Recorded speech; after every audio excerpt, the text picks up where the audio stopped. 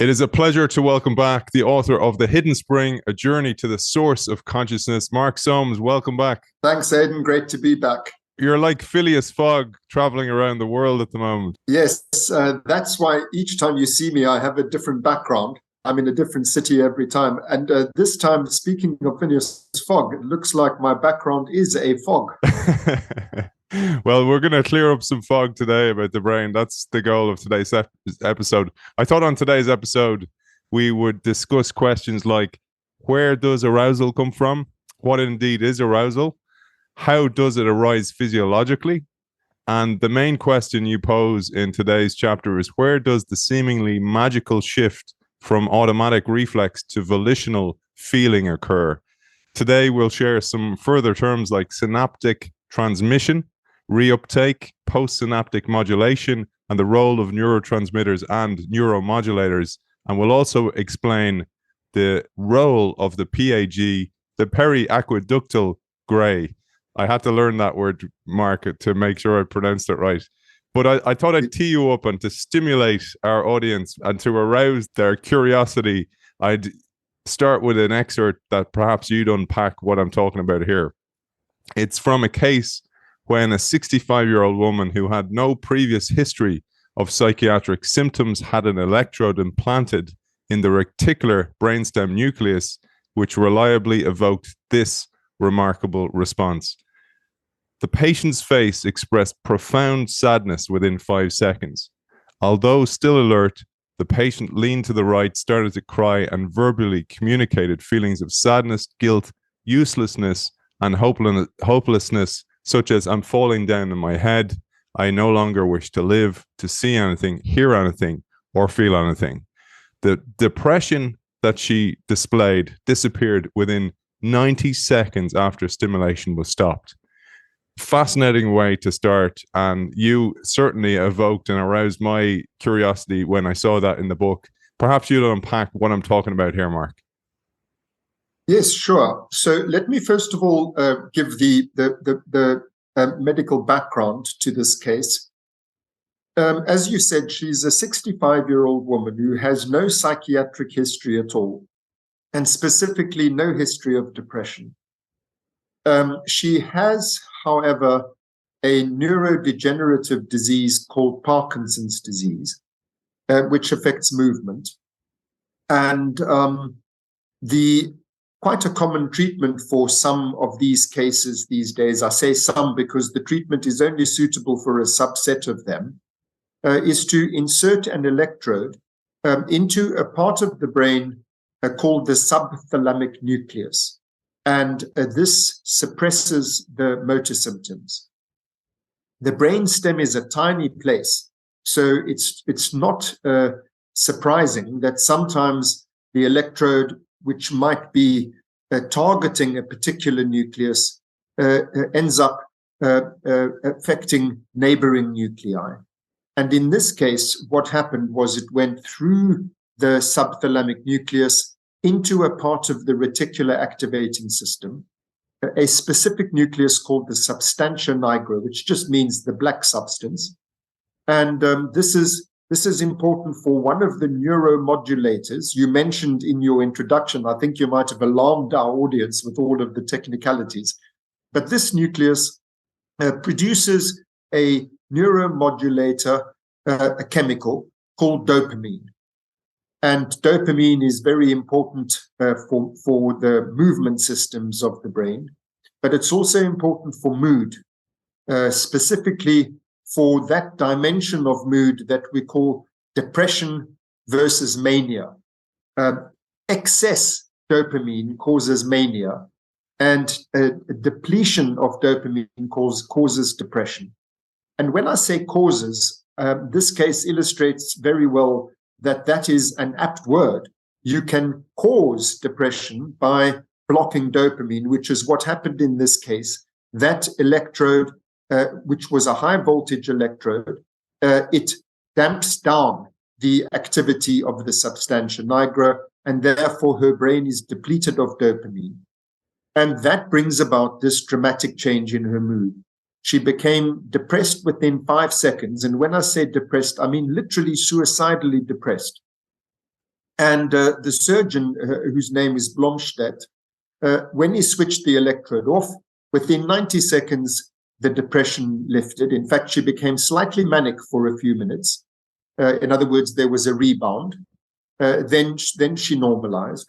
And she very kindly agreed to let Blomstedt then switch the electrode on again in different places, sometimes in the correct place that he was aiming for, that motor nucleus, and sometimes in this arousal nucleus, the one that he accidentally stimulated. And the patient didn't know when he was stimulating one or the other. And every time he stimulated the substantia nigra, the part of the reticular activating system, she fell back into the suicidal depression within seconds. Now, look, this is an illustrative case. It's an example. It's not the only evidence we have of this. And what does it mean? Well, let me remind our audience, first of all, that some episodes back, I spoke about the reticular activating system for the first time. And I said, although we all agree, by we, I mean neuroscientists, everyone in neuroscience who knows anything about the reticular activating system agrees that it is the arousal system of the brain. It switches on the lights. It switches on consciousness and switches off consciousness. But it was previously thought, and it still is widely thought, to be something like well, to use the terminology I just used, something like a light switch or a rheostat, which increases or decreases the volume, the sort of quantitative dimension of wakefulness. And that's the term that's frequently used for it. Therefore, you might reasonably expect that if you, as happened in this patient, you turn down the volume of the reticular activating system, what you should see is something like sleepiness, something like hypoarousal. That's why Blomstedt, in his description of the case that you just read, he says the patient, although still alert, described this intense change in her mood, in her emotional state. That's not what you would expect if all that the reticular activating system did was control a quantitative level of consciousness. It illustrates the point that I made in the previous episode. It illustrates it, I think, vividly, that what the reticular activating system regulates is not a quantitative level so much as a qualitative dimension. The quality that it regulates or modulates is called feeling, emotional feeling. It's not just a quantity. It's not just a level. It's a content of consciousness, and that content is emotional.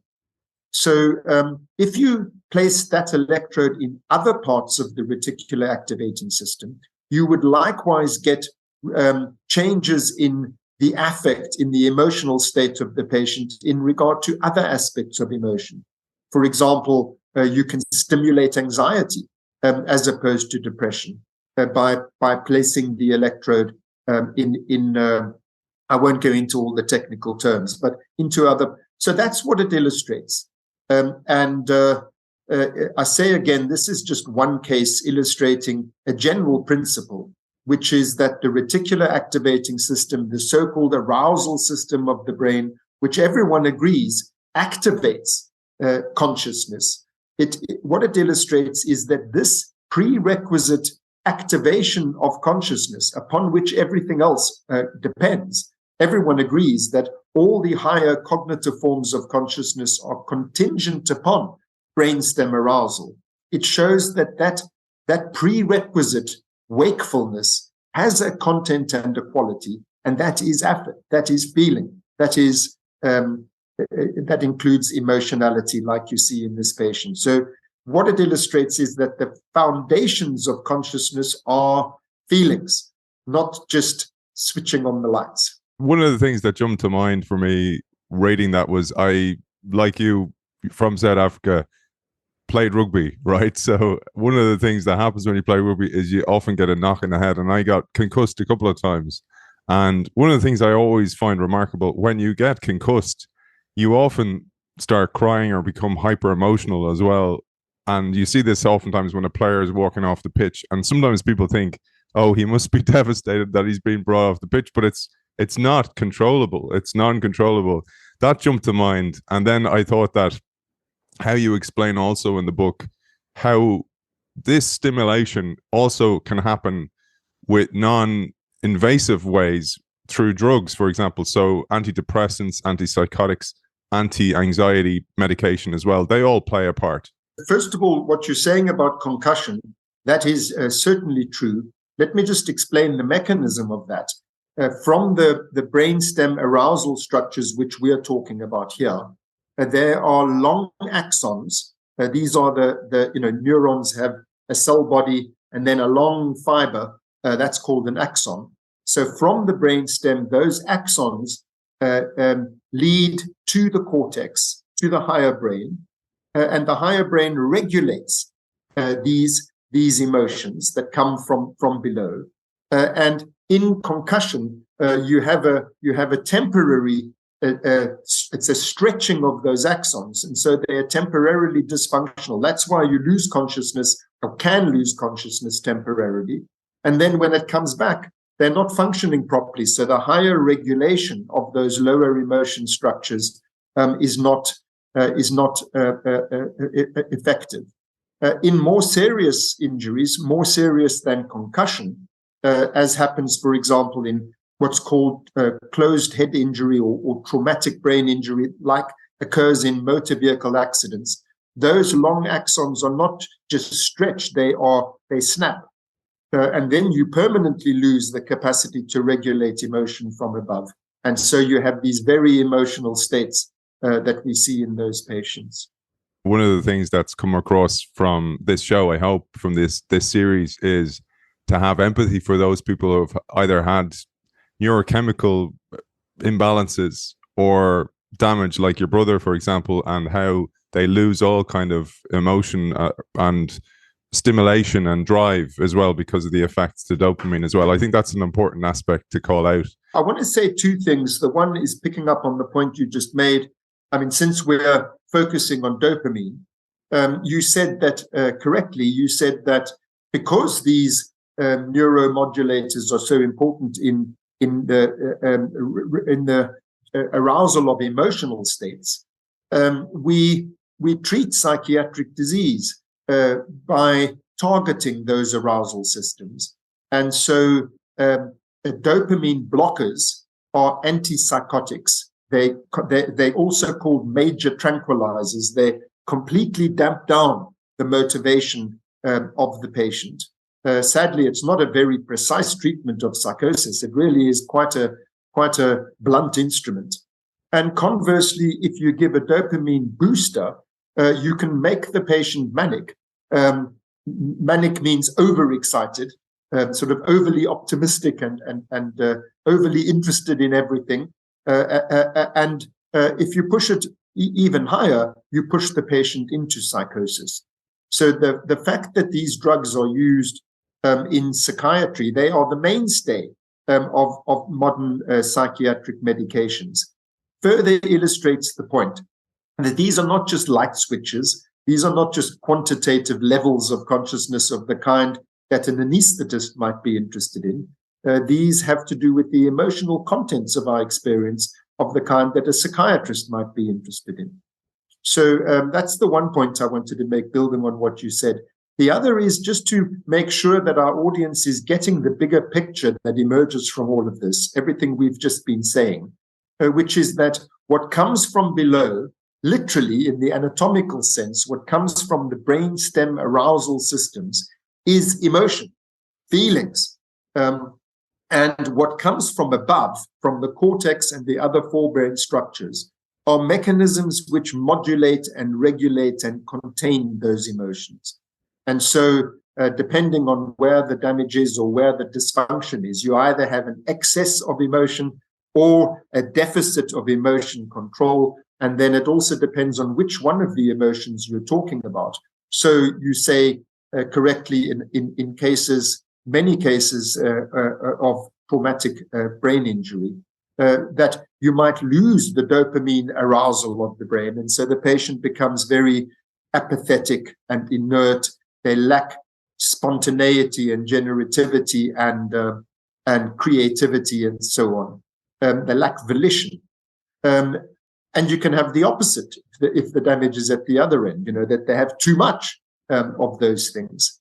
So the big picture is just that the brain stem and its arousal systems is where the emotionality comes from, and the cortex and the other cognitive systems, they regulate and contain emotion.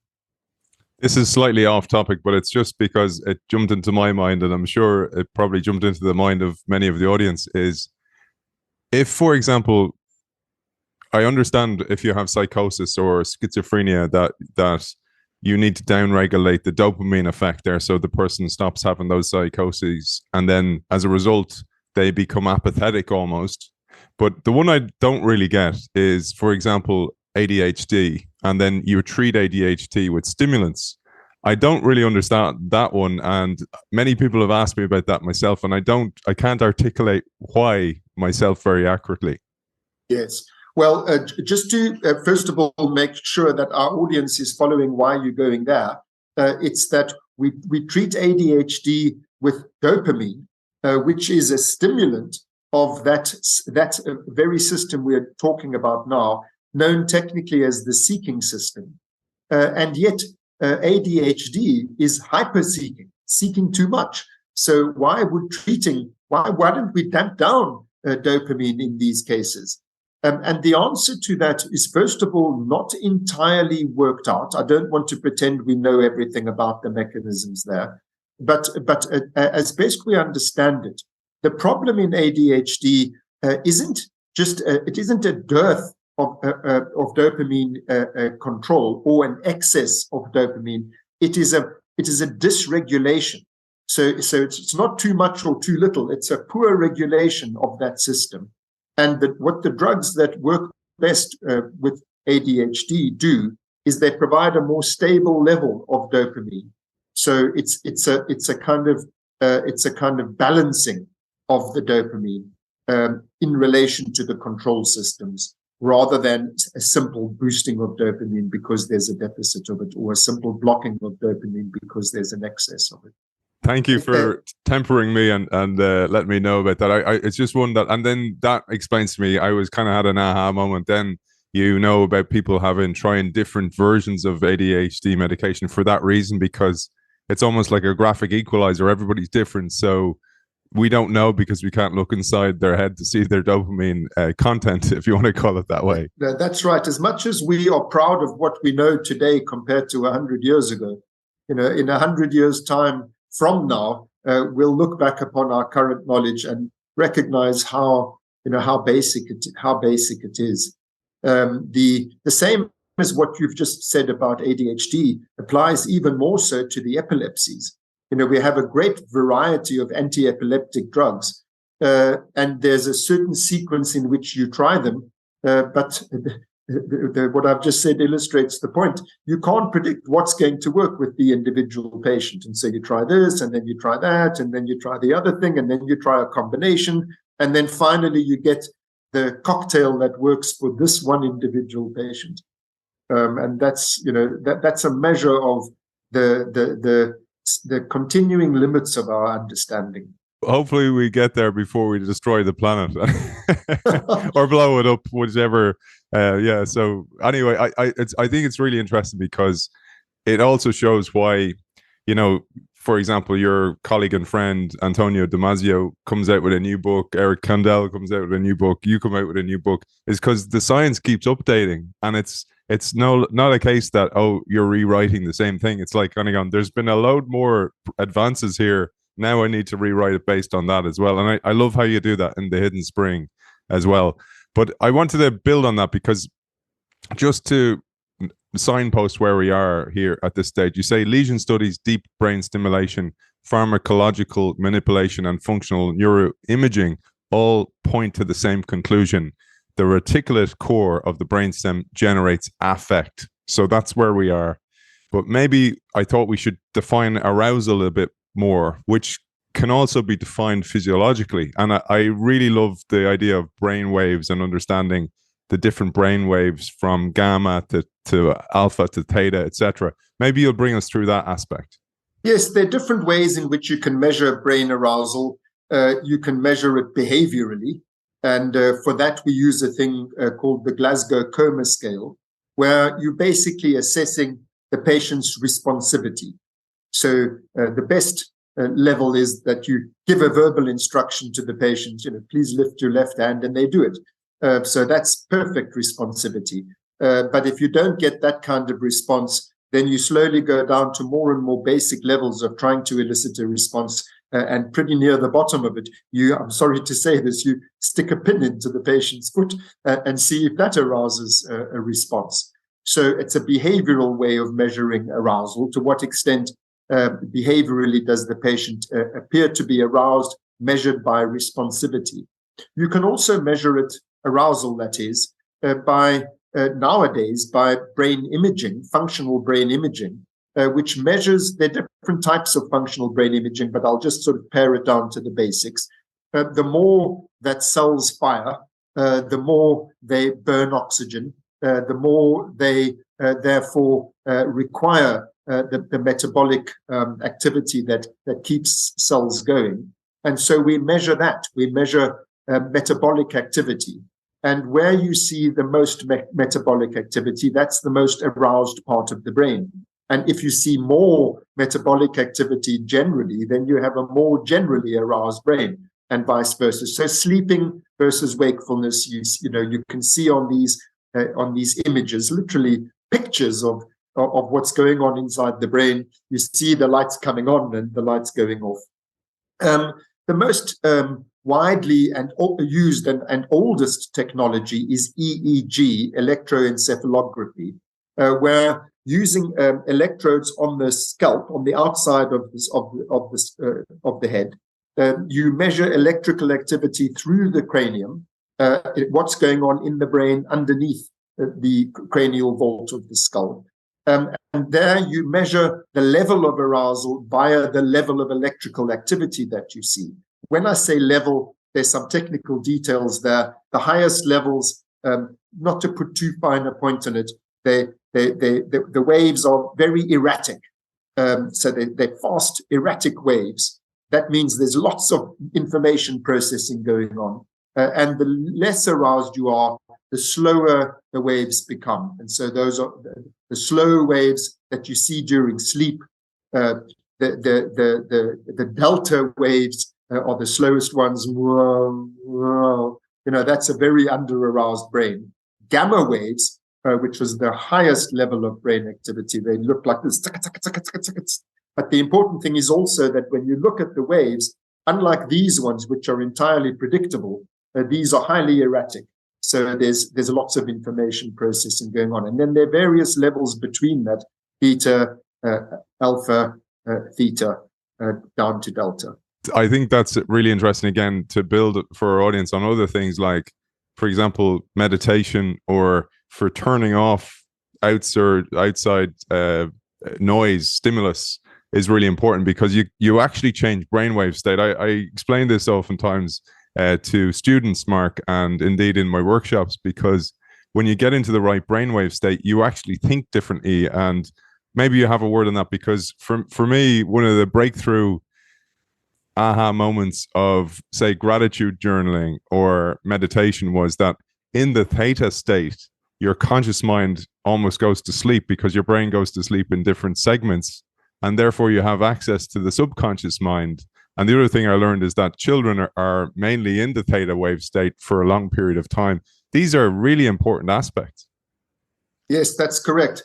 I mean, the popular technique of biofeedback is where you have these electrodes on your head, recording your brain waves, and then you have a screen in front of you where you see your own brain waves. And so you by changing your state of mind, you can see what's happening to the waves, and then you can learn, by doing this, it puts me into that band. By doing that, it puts me, and so you can regulate it. I don't want to overstate it. It's not that easy, but with practice, you can do quite a bit. And the only additional point I want to make here, just so as to not mislead people or not oversimplify really, is that it's not that the whole brain is in the same state simultaneously, so that you might have theta in the hippocampus but not in the cortex, and theta in the hippocampus doesn't have the same psychological consequences as it does in the cortex. So it depends also on which part of the brain is in which arousal state. I thought we'd share, as I said at the top of the show, the processes involved in synaptic transmission. So very basic here, but I'd love to hear from an expert. And some other terms like reuptake is important to understand here, post-synaptic modulation, the roles of neurotransmitters and neuromodulators. For me, one of the things I got from reading your work, because you describe it so clearly, is that if you're having a thought on a regular basis, it's almost like the neurotransmitters are like fairy dust, that they make that cement into place, that thinking or that way of learning even more aptly. So it's almost like it hypermyelinates it, if you want to put it that way, to make it actually stick in place, to go, you remember that now for next time.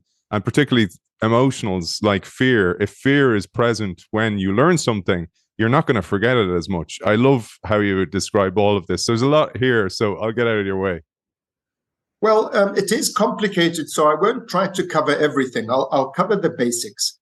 The single most important point here, Aidan, is that most people, when they think about neurons passing messages to each other, they think about, we all have this, we pick it up at school already. You have these drawings of the neurons, that they're the dendrites, which are sort of the signal receiving part of the neuron. Then there's the cell body.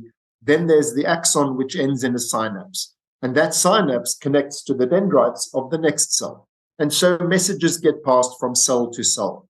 That's what most people think of when we speak of neurotransmission, or what neural activity is all about. It's the one cell activates the next cell, and this propagates a signal. And even there, I've oversimplified, because it's not just one cell that passes a message to the next cell. They're in fact aggregates of cells connecting to aggregates of cells, because each neuron has thousands of dendrites. So it's receiving input from many, many cells and passing it on to many other cells. But the basic idea is that messages get passed from cell to cell, and this is called neurotransmission, and it happens across synapses.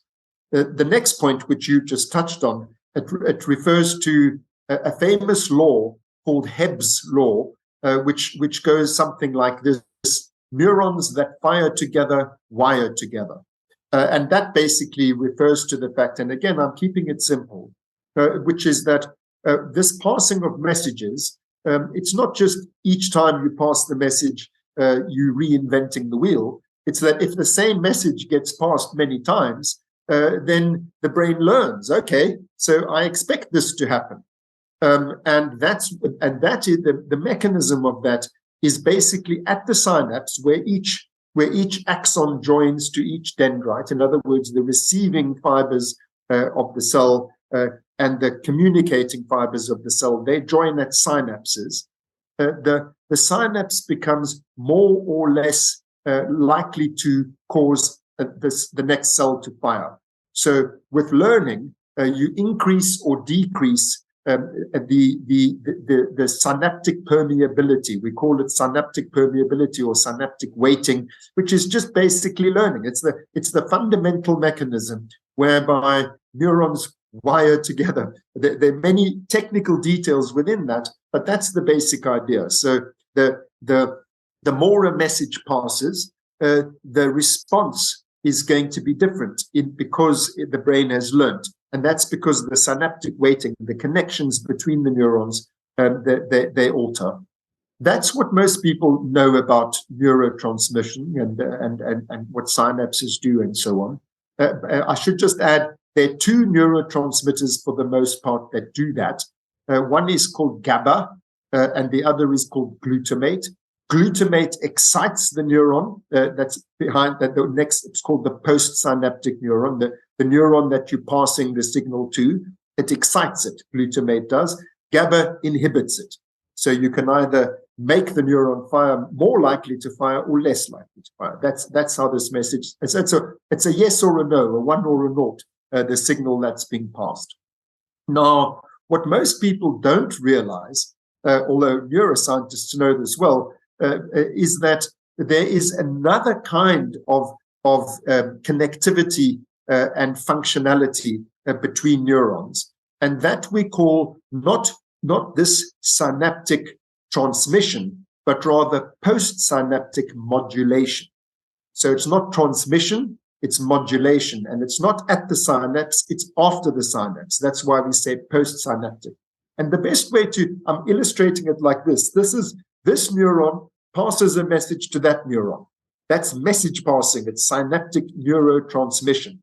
Then there's these modulatory neurons, which send axons all along the length of the postsynaptic neuron.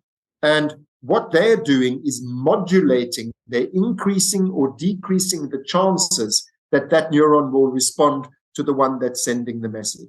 So this is a 1-0 digital passing of messages, and this is a sort of analog increasing or decreasing the likelihood that this neuron is going to respond to that. So that's what we call postsynaptic neuromodulation.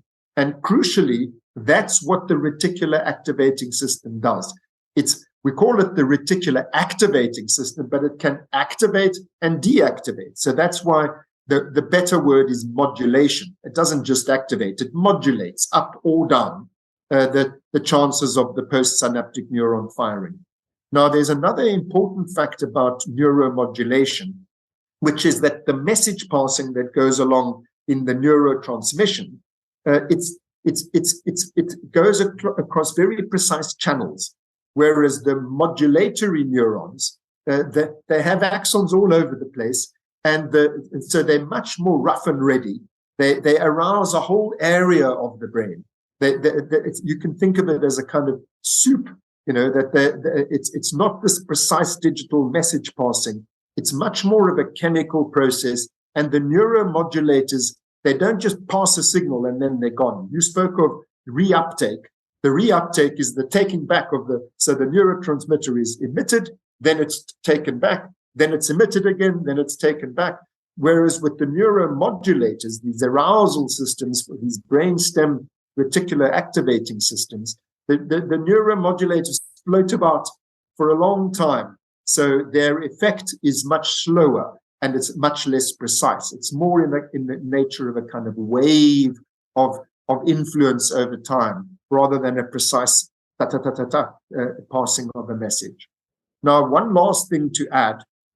In fact, I think two last things to add. The one is that this modulation, to go back to what I was saying a few minutes ago, that's what we used to think was just level. It was increasing or decreasing the level. In other words, when I said the likelihood that the neuron will fire, well, that means you're more aroused. If there's a higher likelihood, you're less aroused if there's a lower likelihood.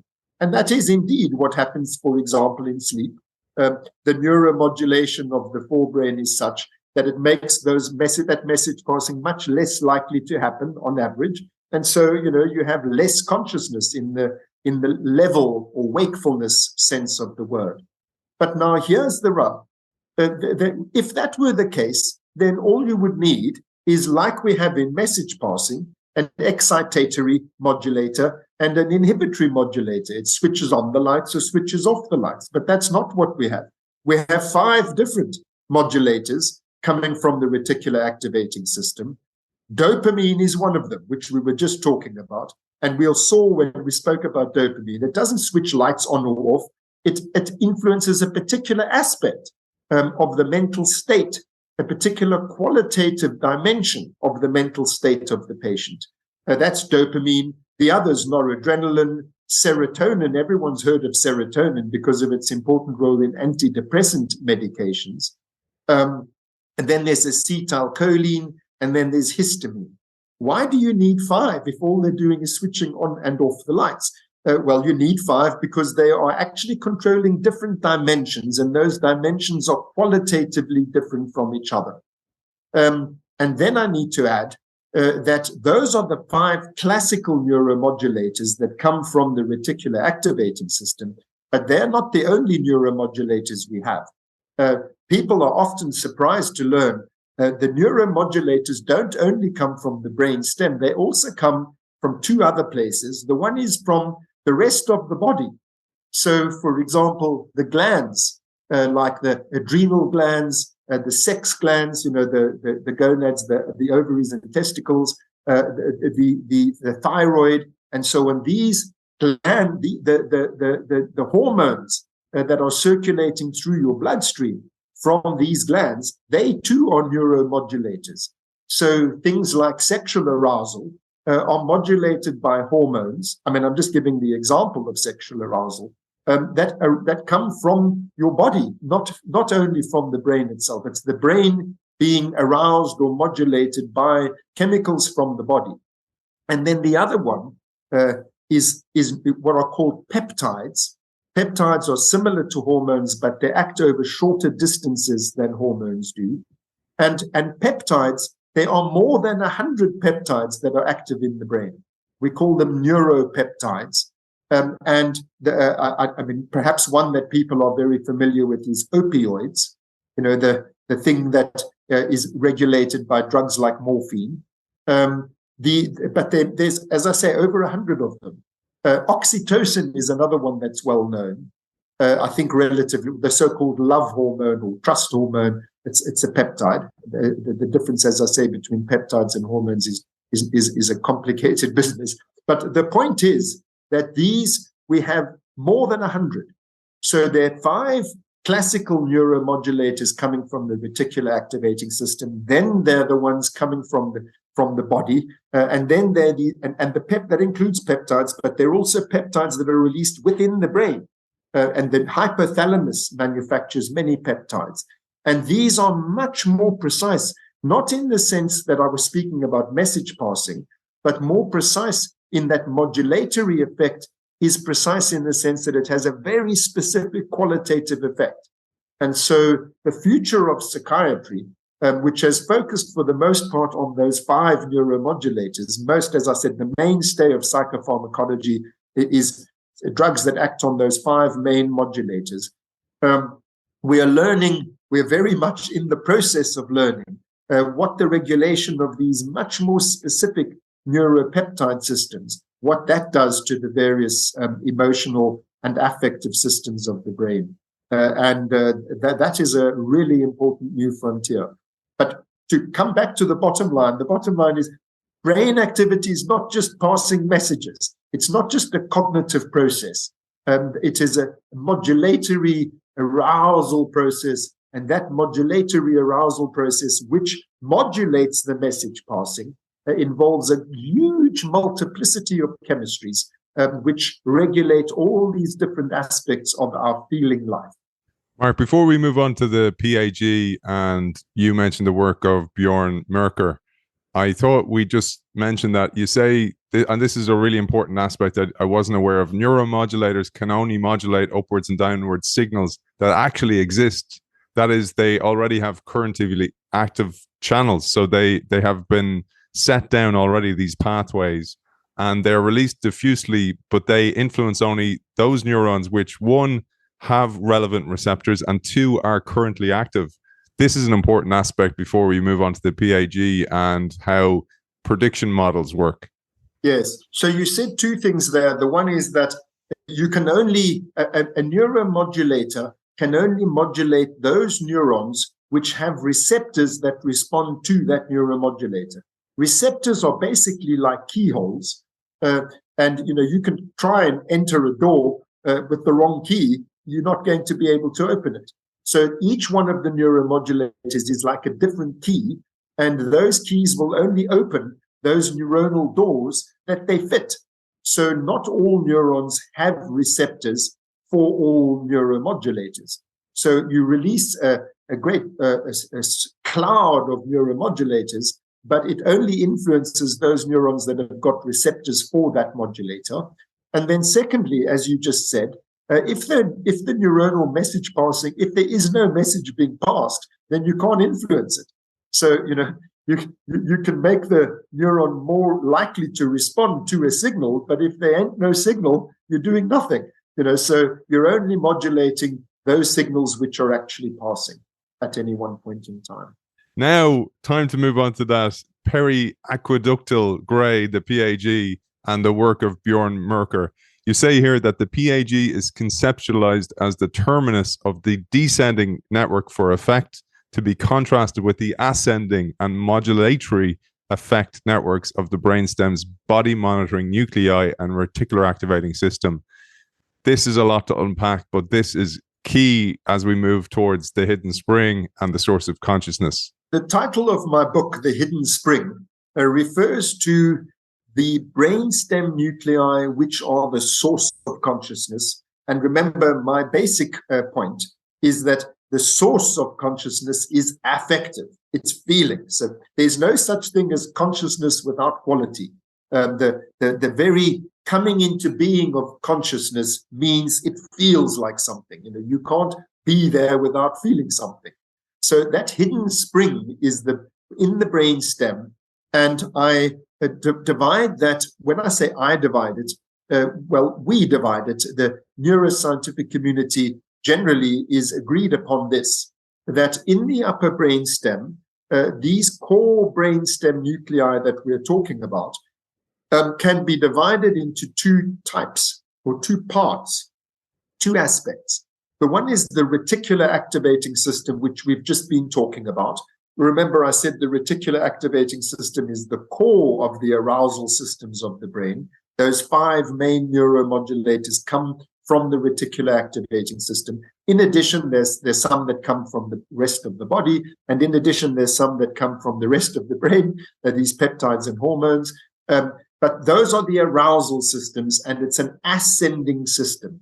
In fact, one of the commonly used terms is the ascending reticular activating system. It's by the way not even true that it also descends. It also regulates the spinal cord and more peripheral aspects of the nervous system. But for the most part, it's an ascending in terms of how it affects our thinking, our cognition, our intellectual activities. You're woken up from below, and this modulation comes from below. That's what the reticular activating system and these other arousal structures do. Remember, what they're doing is modulating message passing. So they're modulating your intellectual and physical activity. The message passing is, I'm going to move my right hand. Look, here I'm moving my right hand. The modulation of that is increasing or decreasing the chances of that thought occurring and of that movement occurring. It's modulating the intention and the action. So that's what those arousal systems do. Then there's not to put too fine a point in it, a descending aspect to all of this. So once you've performed an action which has an intention, the intention is to achieve a certain goal. Then there's a feedback back to the brainstem of, okay, so where do things stand now? Has what I intended to happen happened? Am I still intending the same thing, or should I change my mind? Should I change tack? This is a constant feedback loop. Feed forward, feedback, feed forward, feedback. The feed forward aspect is the arousal aspect, the modulating. So there's a whole lot of potential plans there. And then you're modulating, making this one less and this one more likely to happen. This is how your mood and emotion and the whole affective side of life modulates what you want to do and what you do. Then there's the feedback aspect. And again, I'm simplifying, but the feedback aspect basically feeds back to 2 other structures in the brain stem, which are not part of the reticular activating system. The 2 of them are, firstly, what's called the superior colliculi. Sorry, it's a big word. It's part of what is called the tectum, which basically means the roof. It's the little roof over the ventricle, over the hollow part of the brainstem. And that is a condensed summary from all your senses. as to where things stand now. It's called a saliency map. It's a very simple two-dimensional map of the current state of the world, of me in relation to the world. It's a kind of an action intention map of me in relation to what they call targets. In other words, the current objects of interest. Very basic map of where things stand now. And that's the kind of perceptual, motor, cognitive feedback to the superior colliculi. Much more interesting is just next to the superior colliculi, just on the other side of the canal, of that central canal that runs through the brainstem, is the periaqueductal gray. By the way, periaqueductal just means around the canal, and gray means gray. So it's the gray tissue around the canal. And what is dramatically important about this structure is that all of the affective systems of the brain, and I'm not oversimplifying, all of the affective systems of the brain feed back to the periaqueductal gray. And when I say they feed back, there's a specific thing that they feed back, which is what we call the error signal. So remember I said some episodes ago that all of our affects are homeostatic. This is where I need to be. This is where I am. So that's a bad thing and a good thing. I'm going away from where I need to be. That feels bad. I'm heading back to where I need to be. That feels good. The error signal is that the more you're deviating from where you expect to be, the more there's an error signal.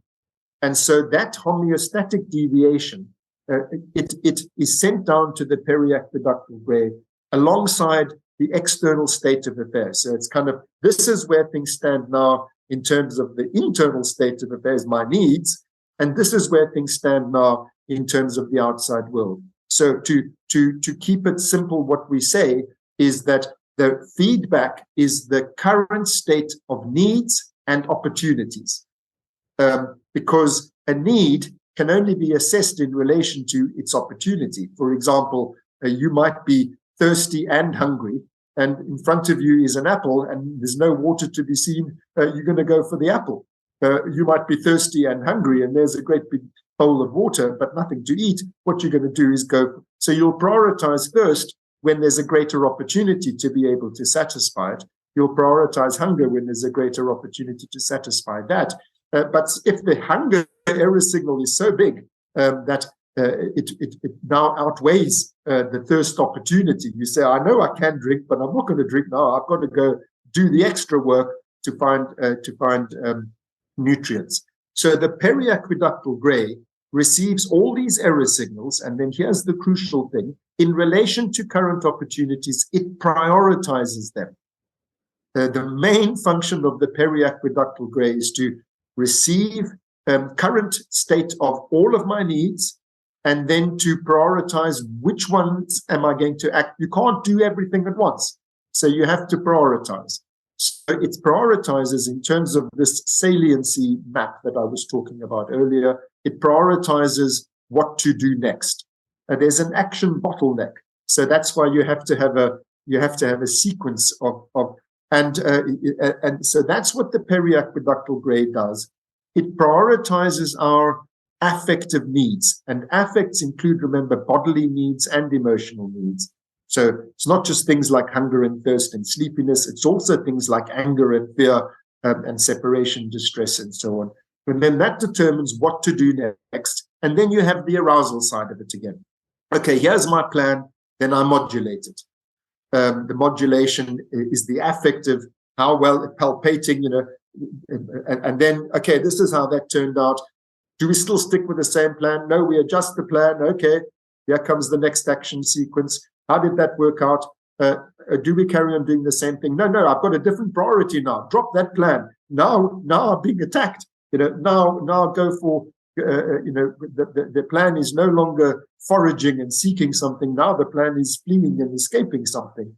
And so an entirely different action plan is then instituted, and then again you modulate how well is this going. So it's a constant loop between feeding forwards intentions, the execution of those intentions, the feeding back of the outcome of those intentions, not only in terms of the outside world, but crucially in terms of the internal needs of the organism. And those needs are registered by the periaqueductal gray and prioritized. If I may just, because I'm mindful of the time, and there's something I absolutely have to get in here, which is the following. The need that is prioritized by the periaqueductal gray is the one that is felt. That is the prioritization. So the prioritization of, say, fear over sexual desire, you might have a certain deviation in terms of where you want to be in terms of your sexual needs, but you're under attack. So you don't then think, well, I feel a little bit sexy while I run away. You don't feel anything about sex. You just feel fear. And the thing is, then you're monitoring, how well am I doing? Is this action plan working or not working in terms of escaping this predator or escaping this baddie who's coming for me? And then once you reach safety, the error signal is reduced, then you're not prioritizing fear anymore. Then you might say, well, perhaps sex was a bad example, but I'm stuck with it now. Then you might say, okay, now I'm safe. Now let me go and see about this other need of mine again. The need that is prioritized is the one that comes to consciousness, because consciousness modulates how well or badly you're doing. Consciousness is felt uncertainty. It's the modulating of how confident or inconfident you are in your current action plan in relation to how well it's working in relation to the error signal. So in other words, this plan is making the error worse. This plan is making the error, is diminishing the error signal. In other words, it's meeting the need. So I have greater or lesser confidence in the plan. That's what the modulation is all about. It's increasing or decreasing the chances that you're going to do or not do something. That post-synaptic gain, that post-synaptic modulation is, in statistical sense, an increasing or decreasing confidence in the plan. By the way, that's another whole story, which we can go into the mathematics of how these, because these are ultimately all of them they're just statistical. Neurons are just calculating probabilities all the time. But I won't go into that for now. The important thing is that the reason why the prioritized need comes to consciousness in the form of a feeling is because that's what consciousness is for. It's for feeling your way through the problem and making choices accordingly. I say making choices accordingly because the other needs don't go away. They still have to be met, but they're met unconsciously. In other words, there's no choice going on there. There's a stereotyped response. So now there's a fixed confidence in your plan. And that's what a plan in which you have a fixed confidence. You don't need to modulate how it's going because it's stereotyped. It's automatic, and those needs then. So you carry on breathing, and you carry on your peristalsis, and you carry on metabolizing sugar and all of that, but you're not conscious of it. What you're conscious of is, am I getting out of this dangerous situation or not? Once that is over, fear no longer dominates consciousness. Now something else does, and that's the dimension of your current voluntary activity that needs voluntary activity. In other words, where choices need to be made. In other words, where the uncertainty is. That's what's prioritized. Where there's least confidence that you've got an automatic plan that you can just run on autopilot. You're not sure whether this is going to work or not, so you need to palpate the consequences of your actions on an ongoing basis, and that's just what we call consciousness. When you were saying that, and when I was reading it in preparation, the Mike Tyson quote, "Everybody has a plan until you get punched in the face," jumped to mind as well. But there's a beautiful quote, and maybe you'll give us one line on it because you're running off in the middle of treatment at the moment. "The brain's internal model is the map we use to navigate the world, indeed to generate an expected world. But we can't take all our predictions at face value. There are, in fact, two aspects to the expected context that the internal model generates. On the one hand, we have the actual content of our predictions, and on the other hand is our level of confidence about their accuracy. Since all predictions are probabilistic, the degree of expected uncertainty attaching to them must also be coded. The predictions themselves are furnished by the forebrain's long-term memory networks, which filter the present through the lens of the past. But the second dimension, the adjustment of confidence level, is the essence of the work that is performed by modulatory arousal. I felt that is exactly what happens to individuals and businesses if they've been successful in the past and they have a model that works, a mental model that works. It becomes difficult to change that mental model as the business landscape changes or as your circumstances changes, because we give insufficient weight to the error signals. And as you say there, as the actual experienced context unfolds, the signal strengths must be adjusted. I thought that was a great lesson for the audience of this show as well, who navigate change, who drive innovation. Wonderful. Thank you. Well, that summary that you've just given, that encapsulates everything I've just been trying to say in 100 times more words than you just used. I'll try to make it even more pithy and say it as follows. If things are going as expected, that's good. If uncertainty prevails, that's bad. Brilliant way to finish, Mark. Right on time. Author of The Hidden Spring, A Journey to the Source of Consciousness. Mark Solms, thank you for joining us as ever. Great to see you.